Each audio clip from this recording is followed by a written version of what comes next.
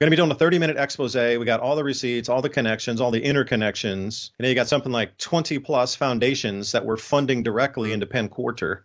And David Jones, he's the one who was associated putting out the Russian disinformation campaign against Trump. That whole crew was the same one that funded Vice News to try to come after us and get us deplatformed, talking directly to Patreon, talking directly to YouTube, talking directly to our advertisers to have them pulled off so they wouldn't fund our channels or have any, there would be no way for us to bring in revenue.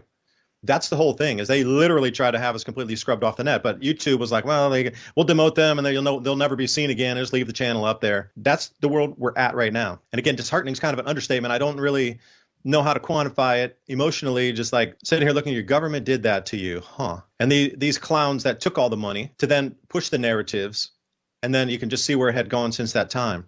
And just advanced democracy, one little offshoot of Penn Quarter, $23 million over 5 years.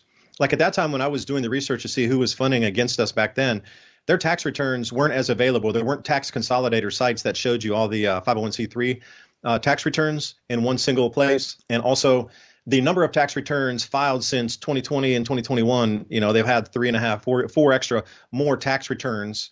So there are interconnections between the funded NGOs that are on their Form R are now visible for everybody to see. But prior to that, it wasn't. So even if you dug and you tried to find, and David Gilbert, you're the author of the hit piece. You were funded by Advanced Democracy, and now you work for Wired News. We got all the receipts on you and your dirty crew, and this expose is going to be out next week.